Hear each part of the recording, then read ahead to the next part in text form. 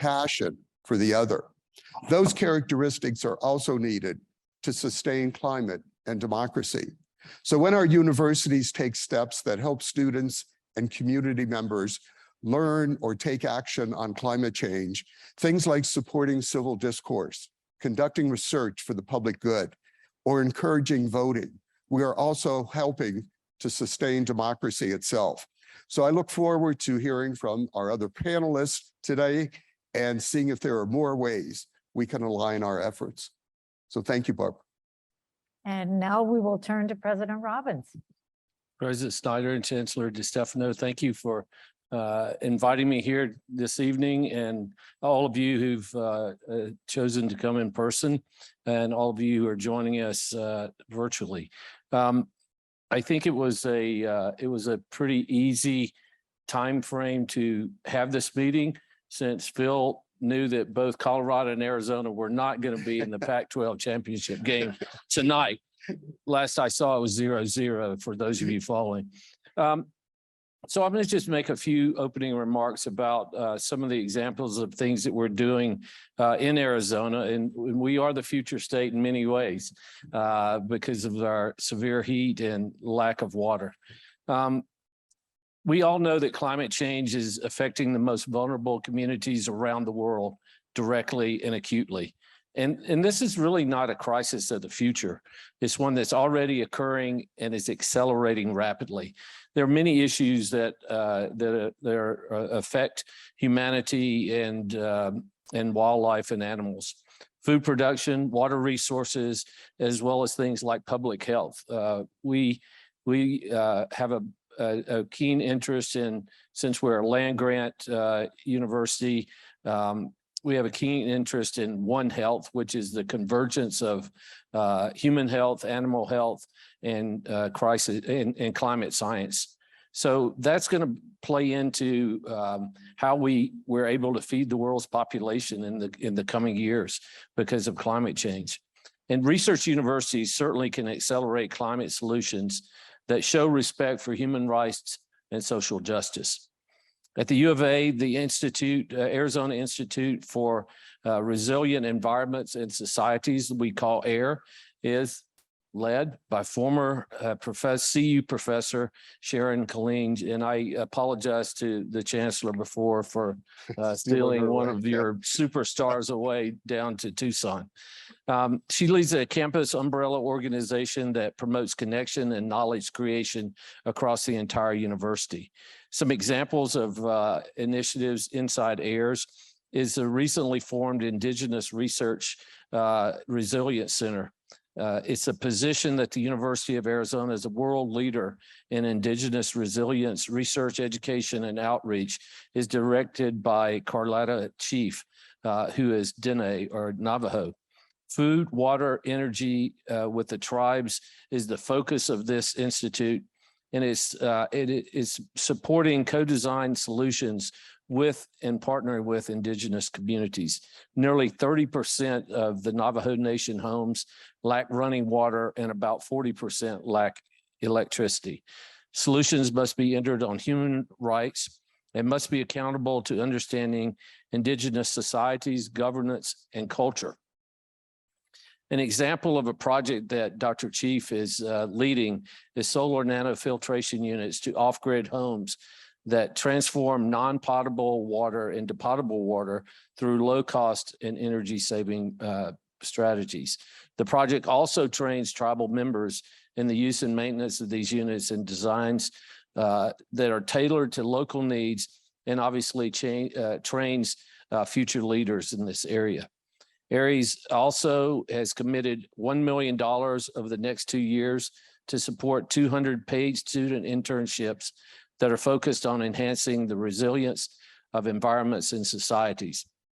It provides paid learning opportunities for underserved students at the U of A, which in turn will support a diverse and talented future workforce around climate change.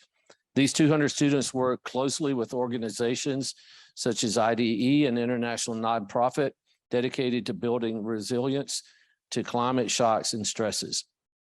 The Office of Sustainability, which is led by Trevor Ledbetter, Started out this project that I'm going to describe that we have at the University of Arizona in partnership with our local energy company, Tucson Electric and Power, was started by our students' sustainability group that Trevor led.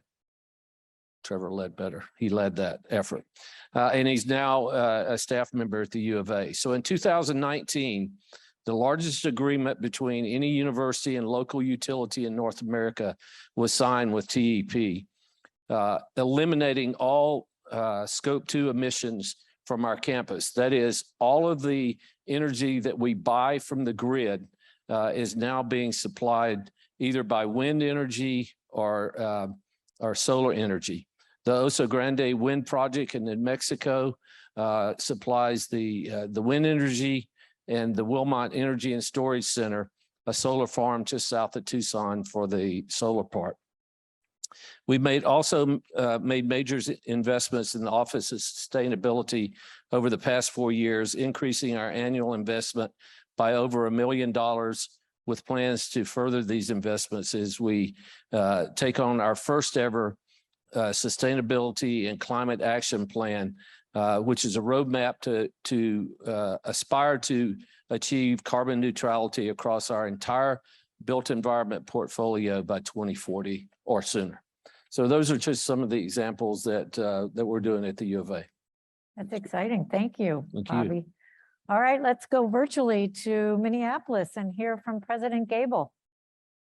So thank you so much, Barbara, and thanks, Phil, for hosting, and to my colleagues for giving me the opportunity to share this panel with you. Barbara referred in her introductory remarks to our new strategic plan, which we call MPACT for M for Minnesota. And included in that plan is a demonstrated commitment to sustainability and environmental teaching, research, and convening. And central to this work is this notion of our role, as Bobby described, being a land-grant institution, but wanting to fulfill that mission at world-class quality, world-class impact levels. And as we were developing the strategic plan, which is in its 3rd year now, we struggled with how to measure whether we were succeeding, how to hold ourselves accountable, how to create an architecture for that inspiration. So in addition to many of the things that Bobby described around our own footprint and our partnership with Native American nations, we have 11 in Minnesota, I'm here today to talk to you about how we approached the challenge of creating benchmarks and measures that were more than just 2-dimensional metrics, but actually were sources of inspiration. And the way in which we did that was by aligning with and accepting, as part of our strategic plan, the United Nations Sustainable Development Goals, or SDGs. So we established an SDG initiative in 2019, around the same time that the board approved the new strategic plan, and decided to use those metrics to engage and inspire our students, our faculty, and our staff, centers, units, and colleges, and all of the campuses in our system. The University of Minnesota is a 5-campus system. And we've been thinking about how this is intersectional across all of the different things that we do, much in the way that we've already been discussing, that positive climate action is far more than just the environment, although obviously that's the cornerstone of what we're talking about today. So the SDGs have 17 different measures. Most institutions, higher ed, private, government, or otherwise, select a subset of those 17. We picked 4. And amongst those 17, we've been using those metrics to hold ourselves accountable and to check for our progress. There are rankings associated with how you're doing with the SDGs. It creates this familiar vocabulary that we are comfortable with in higher education, although sometimes with some controversy around relying on a ranking to be able to articulate to those who may not be as familiar with what we're doing or why, and explain where we are both in our commitments and where we are relative to our peers. So by aligning our strategic plan with the SDGs, we were able to really think about what we're doing well and what we can do better. But one of the really positive outcomes of looking to the SDGs is some of the partnerships and inspiration that they've helped us to, I would say, excavate. It's helped us really think about how we map our curriculum to a climate awareness, either through majors, minors, beyond the classroom engagement. We have just undergone a core curriculum review and now relying on the information available by virtue of the SDGs, been able to think about where this fits. It gives us an opportunity to tell our story, but it's had this very interesting local impact. So one would normally assume that if you're relying on a United Nations metric, that you might inadvertently abandon your local community in order to run with a global crowd. But in fact, what our SDG initiative team tells me with some really beautiful examples is that by using these metrics, they're able to translate this global perspective into very focused local community action, largely through our extension offices and other types of community outreach. We've been able to tag all of our library readings around the SDGs. We have website traffic. It's part of our Zero Hunger commitment. It's a big part of our water research as the land of 10,000 lakes. And then it does have a global impact as well. We were the first US university invited to be a part of the Aurora Network, which is what the EU is doing to gather institutions who have aligned and are relying on the SDGs to help measure their progress. We hope to not be the only US institution, and that is absolutely a hint and an invitation to think about how this might be a positive collaboration and network. We're also part of the SDG Data Alliance, which is actually geospatial SDG data that helps us with our measures, helps us create a collaborative platform. And at the end of the day, what it's really done is bring a lot of people into the room who might not have been working together before, either in the university, in our communities, at shared institutions that share our values domestically and internationally. And they've been a really positive part of how we think about our commitment to climate action. Thank you, Joan. And now we'll go to Columbus, Ohio, and hear from President Johnson.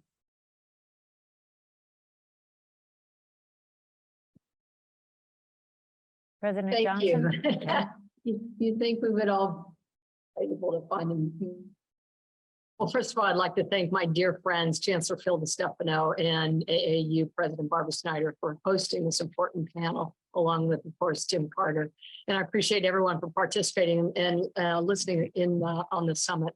And like everyone else here at Ohio State, we're deeply committed to reaching solutions to the climate crisis.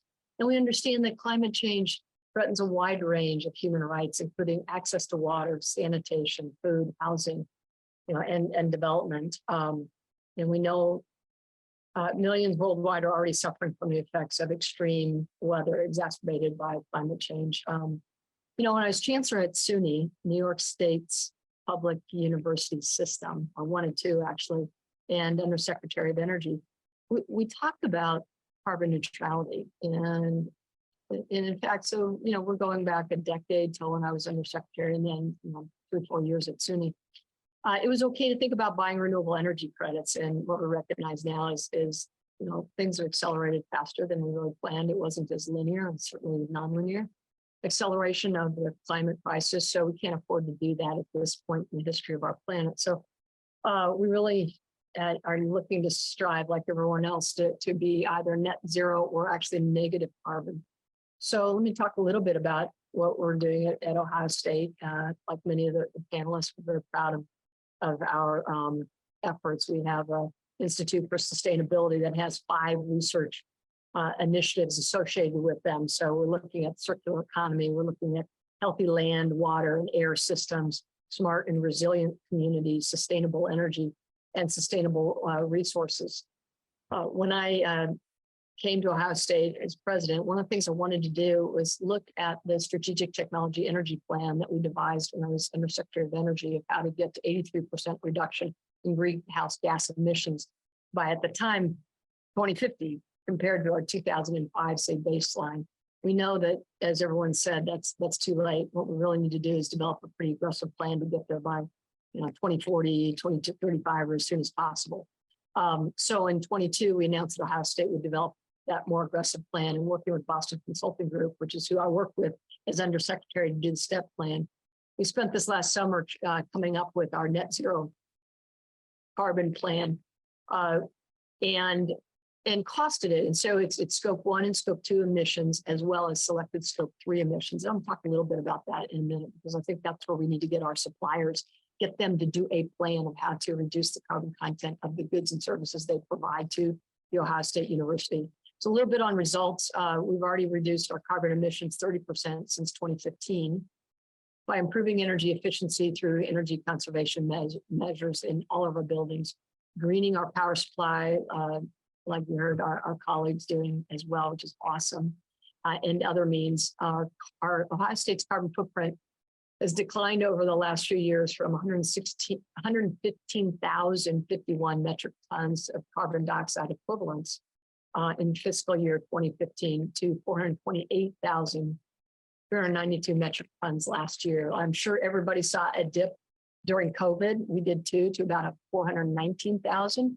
What we're really pleased about is that really hasn't gone up that much this year. So we need to obviously get that to zero. And that's going to be tough. It's going to be a little expensive, but if we don't do it, it's going to be even more expensive, as we know. So let me talk a little bit about our progress through through a comprehensive approach to sustainability. Last year in the academic 22 academic year, we raised a $600 million green bond offering at a pretty favorable interest rate, it was 2.45%. And that was driven by our outstanding CFO, Mike Papadakis. The proceeds of the bonds are going to contribute to both the financing of the Ohio State Wexner Medical Center's new, 2 million square foot inpatient hospital, allowing it, of course, to and requiring it to have a sustainable design and construction standards, promote energy efficiency, conserve water, improve the ecosystems, divert waste. We recognize that successfully combating the climate crisis requires an all hands on deck approach, every institution, every single college. And so getting this green bond designation will enable us to invest in some of the sustainable projects that demonstrate, all of our deep-seated commitment to reducing harmful emissions and, of course, protecting the environment. Just a few other things in the past couple of years, we've converted 123,000 light fixtures to LEDs and smart meters in nearly 300 of our buildings. We've got a physical plan of about 35 million square feet. We're converting the university's vehicle fleet to alternative fuels and or electric vehicles. And as I mentioned before, we've developed these energy conservation measures. I'm sure many of you have for each individual building. We do cycling, particularly in the summer, where we'll cycle down on the AC during peak times, where we need to conserve the energy and footprint. And that works pretty well. You're using the natural storage capacity, if you will, of the cooling in these buildings. You don't have to run the AC all the time. Lastly, we broke ground about a year ago. We'll be doing a ribbon cutting on an energy advancement and innovation center. So it's about a 70,000 square foot facility in our new innovation district, which will be focused on next generation smart energy solutions, renewable energy, and green mobility. Lastly, and I'll kind of conclude here a little bit, is that we're diverting about 40% of the waste from landfills through recycling, composting, other zero waste initiatives. But last spring, I taught a class on pathways to net zero carbon emissions, and we've adopted some of the composting and renewable energy projects that the students came up with this year. So hopefully we can get that done by the end of the academic year. And we also used 390 million fewer gallons of potable water in fiscal year 22 as compared to fiscal year 2015. And we're also exploring using the tens of thousands of acres of land that we have to see how we can actually use the planted trees and to, again, pull some carbon out of the atmosphere. So let me just conclude by saying I'm confident as we move forward quickly and by sharing information both on the research and the operation side through our various institutes, we can accelerate this transition to carbon net zero or negative carbon world. So thank you very much for allowing me to provide some insight to what we're trying to do at The Ohio State University, and just really pleased to be part of this movement. Thank you. Thank you, President Johnson. Well, let me start the discussion by asking Chancellor DeStefano, given the theme of the conference today, I'd really like to know more about how the work on your campus is connecting the dots between climate issues, climate change, and human rights, and how you're going about the process of creating solutions. Great. Well, thank you, Barbara. And before I answer that, I just want to say a huge thank you to Christina. Many people may not know, but Christina was a faculty member here in our College of Engineering for many years. And that's when we first got to know each other. And she's just has had a marvelous career in both government and higher ed. So Christina, I wish you were here. We could Me go, too. I know, we could go to some of our old haunts or something and get together, but Like Phils and Seals. yes. A little inside joke about Phil and Sill's Bar and Grill that we're going to open up one of these days. Syl Berry, who's our former head women's basketball coach. But to get back to the question of that Barbara raised, you know, in today's world, you know, to solve the complex problems that we have around the world really takes the interdisciplinary research and education. One discipline by itself cannot solve the problems. And here at the University of Colorado, and I'm going to give a couple examples of faculty who are involved in this interdisciplinary research that really connects climate change to impacts on human rights. And I want to start with one of our professors, Lori Peak. And Lori is a social scientist and director of our National Hazard Center here on campus. And what Lori did was during the Hurricane Katrina, she really, through her research, confirmed that race and class and age and disability, income, all of these determine who is hit hardest or recovers fastest. And her team also worked with survivors of the Marshall Fire that we had just about a year ago at the end of December here in Colorado that destroyed over 1,000 homes, 200 and some faculty and staff and students, graduate students lost their homes during that fire. And what she was able to do is to work with local government as they work to recover and rebuild the town of Superior, Colorado, and Louisville. And overall, her work really aims to improve communities' resilience in the face of increasing climate-related natural disasters. On the other side, in engineering, for example, one of our professors in mechanical engineering partners, and this Professor Riker, using specialized lasers and other advancement technologies to really detect methane leaks at wells in Colorado, and also in Texas, Oklahoma, and other states with incredible precision. And they formed a spin-off company called Long Path Technologies that's been widely successful in finding these leaks that cause problems for communities and, again, the most vulnerable individuals. And then one of our young professors from environmental studies program who works very closely with one of our research institutes called CERES, which is the Cooperative Institute for Research in Environmental Sciences, looked at state government enacted bills, the bills that different states enacted on climate change from about 2015 to 2020. And what he and his, this was Matt Burgess, a young assistant professor here, and what he and his colleagues found was that more bipartisan bills were proposed in divided states compared to Democratic or Republican dominated states. So looking at that idea of, and we're going to have a session on this tomorrow evening, our bipartisan session, to talk about how our local government, our state government, and the federal government can come together on bipartisan bills that will help with climate change and human rights. And a third of the bills that they studied and reviewed had co-sponsors from both major parties, suggesting that there are still opportunities for bipartisanship on climate change. So those are just a few examples of what our social scientists and our scientists are getting together to really study climate change and human rights. And if we're going to solve a lot of these things, there's going to have to be bipartisan action on them. Absolutely. I'm Or- glad you mentioned that. Yeah, absolutely. Really glad you mentioned that. And collaboration beyond Yes. just the United States. Let me turn now to President Gable.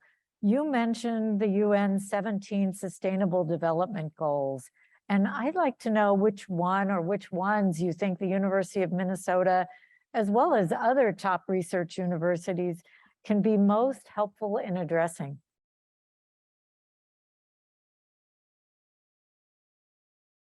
Apologies.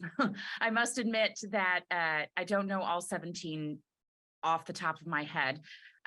They're very easy to Google and find, and they're also on the Minnesota website if you want to look at more detail at our own SDG initiative. I can tell you about the 4 that we are focused on. So we're focused on number 2, which is zero hunger, number 3, which is good health and well-being, number 13, which is climate action, and number 17, which is partnerships for all of the above. There is no rule or requirement on how many you adopt or what you do with them, or 1 is enough, 17 is probably too many, something in between as it suits. Largely, we found ourselves looking at the SDGs initially for a very 2-dimensional reason, which was that we didn't see any other widely accepted benchmark that we could use to look, and it was part of a strategic plan, and strategic plans have metrics. And the SDGs gave us architecture. But by engaging in the SDGs as our metrics, in addition to being a metric and allowing us to benchmark, there are all of these affiliations and collaborations that we've now been able to engage in or create ourselves, as the case may be.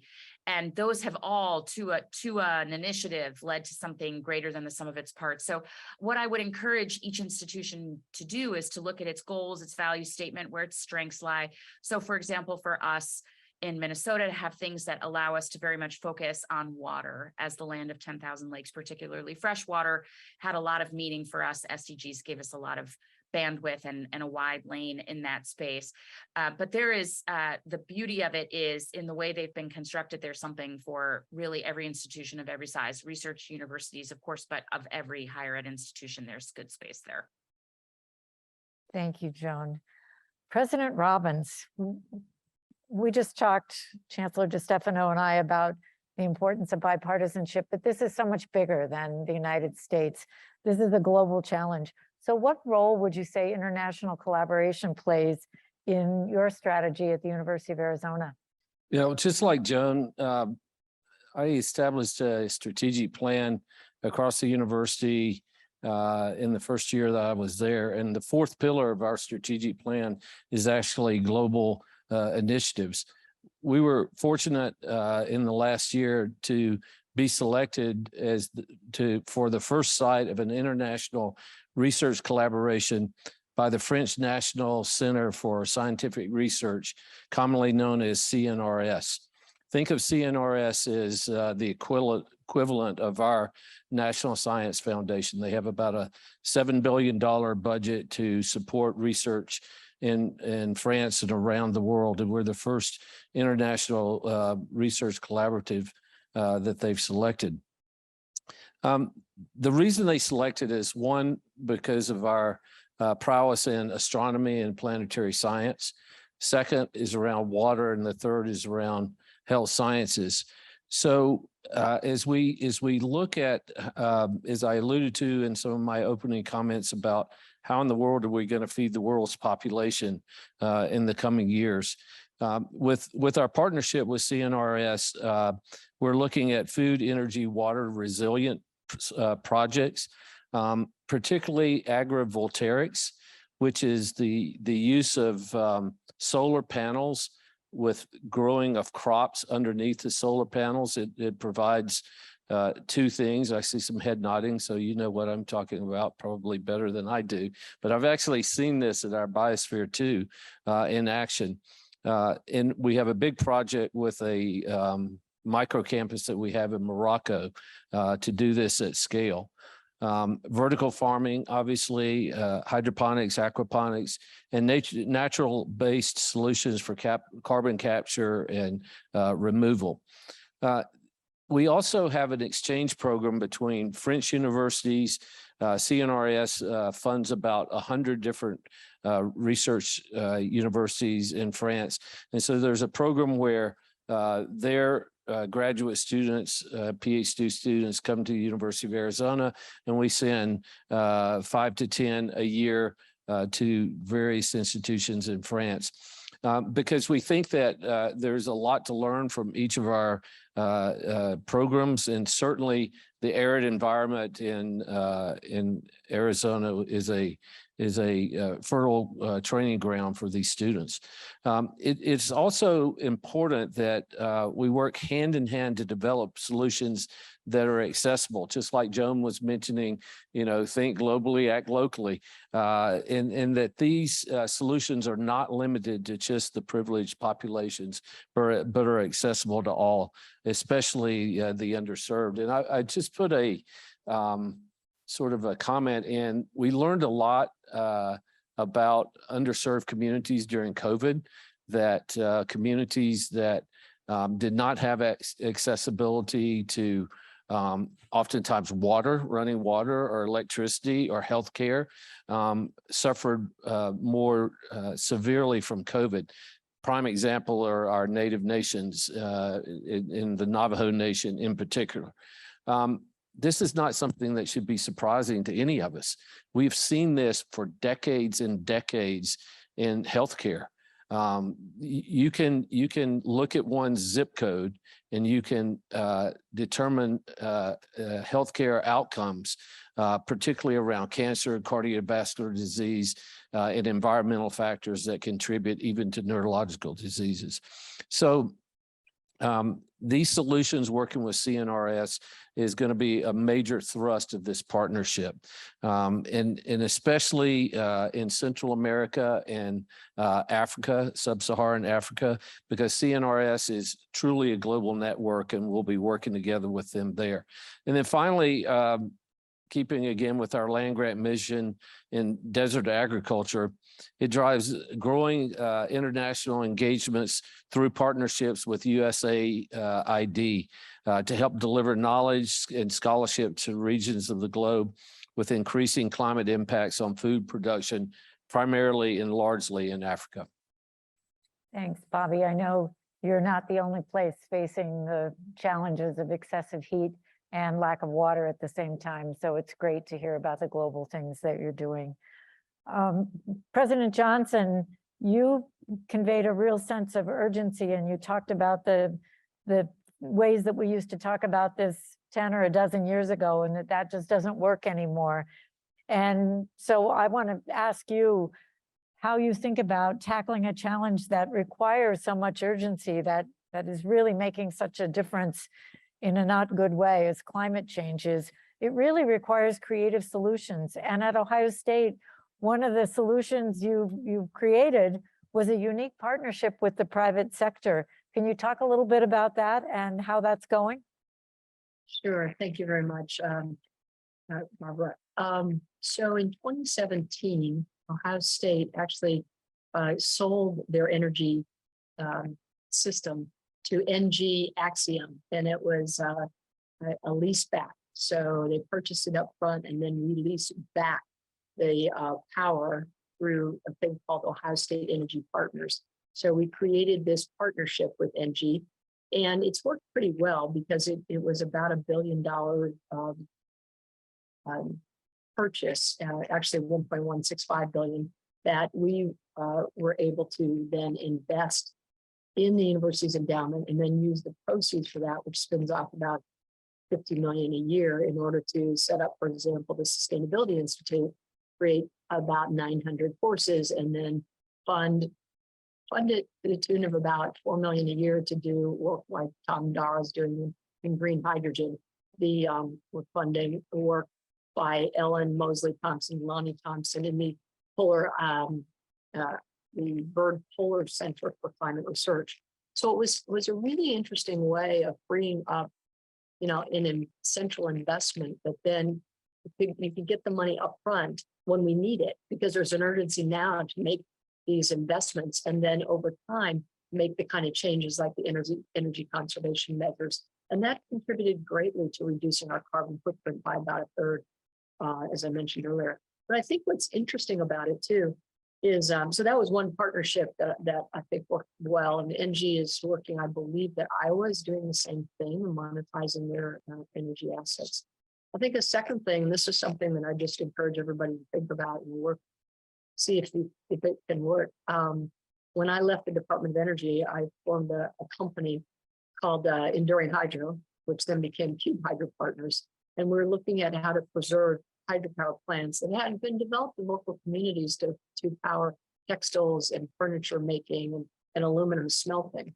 But as those industries migrated offshore, then we had left these stranded assets, and they were a source of clean energy, but they hadn't necessarily been kept, modernized, and even applied machine learning, getting more energy out of the resource, the fuel, which happened to be water. So what we did is that we utilized the Section 1603 of the tax code in order that of the American Recovery and Reinvestment Act from 2009 to get about a 30% discount on the cost of implementing and upgrading those hydropower plants. And so we were able to build a company. It has 96 plants today. And when I built it up to about 20, we were able to power about 150,000 homes with clean energy. Now with 96 plants, I don't even know how many homes they power, but I think the point is that by doing a public-private partnership as a university, which is a nonprofit, so tax credit doesn't really help that much.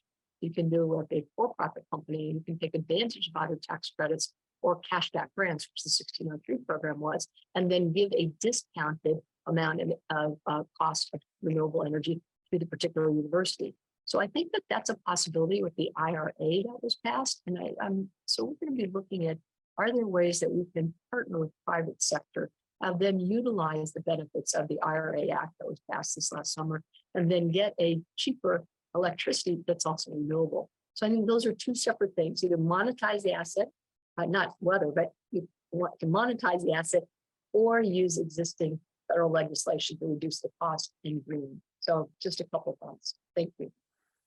Thanks, Christina. Chancellor DeStefano, I want to talk a little bit about your work in the local community, because you mentioned the fires just about a year ago today. So this community certainly has experienced in real significant ways some of the impacts that derive from the climate change, and specifically these climate-related emergencies. So how are you working with the local community, local governments, local organizations to help deal with those issues Great. right here in Boulder? Yes, and as I mentioned to you earlier, Barbara, the Marshall Fire last December of 2021, it was Colorado's most devastating fire in our history. And it was fueled by extremely dry conditions and fast winds. And you feel that wind tonight and last night. That's very unusual for Colorado. But we're seeing more and more of it, especially during these months of November, December into January.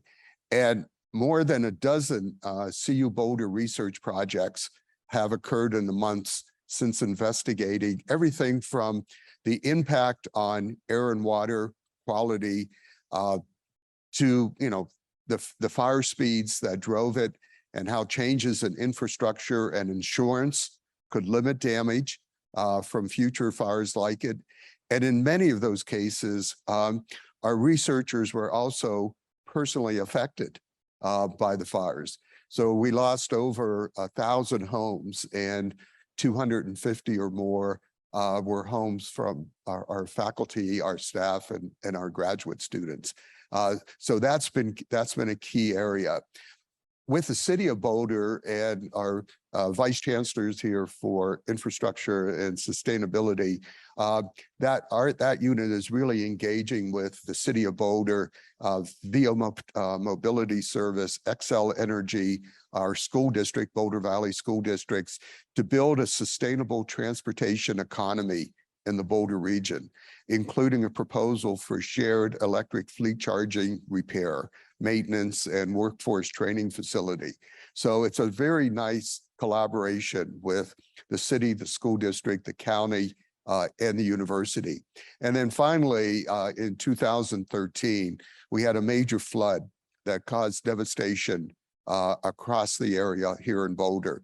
And it happened on property that the city council just recently annexed, where we're able to build now affordable housing for faculty and staff and graduate students.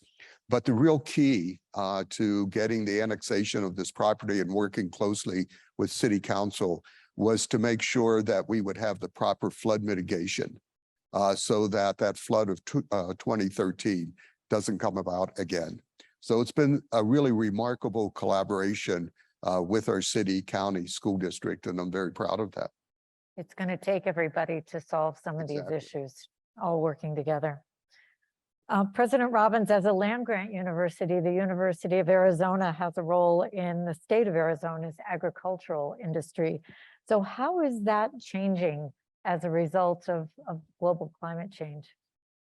Well, much as Joan talked about, the advantage of being a land grant and having cooperative extension offices in every county in Arizona.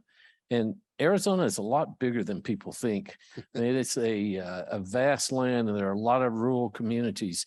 So being able to get out and share primarily conservation strategies with local farmers and ranchers and just regular citizens is really, until we could get a pipeline built from those 10,000 lakes in Minnesota over to Arizona, we're going to have to conserve and do better.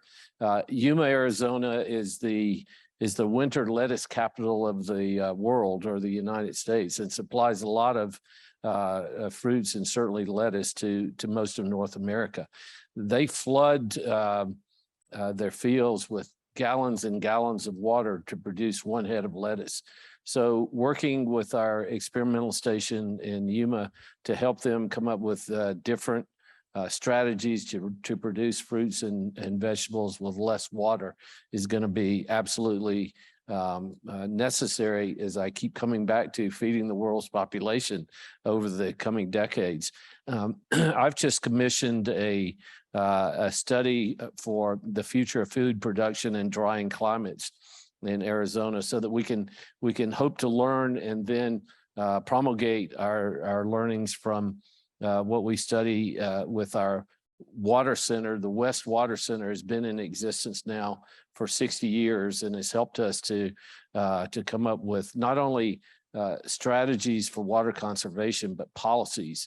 And we even use the West Water Center for things like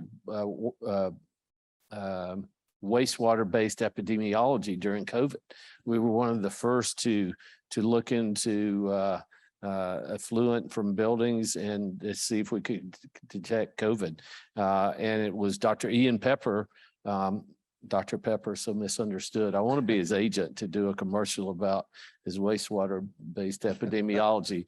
Dr. Pepper's not gotten back to us on that yet, but we'll keep working. But he had been looking for polio and public water supplies in Europe for about 25 years. And he called me one day and said, I think I can find COVID in wastewater. And it turns out you shed it long before you're symptomatic. So there are a lot of things is an agriculture rich school that we're able to go out and particularly with our Native American nations. So we have 22 sovereign nations in Arizona, and work with them on these issues. And then beginning to work, we've got a big agrivoltaics project with a Moroccan university that we're partnering with. So you know, there's so many opportunities, but as everybody's been emphasizing, we must accelerate our efforts because time is running out. Well, it's gotten very urgent on the waterfront, right? Arizona is one of the states affected by the Colorado River Correct.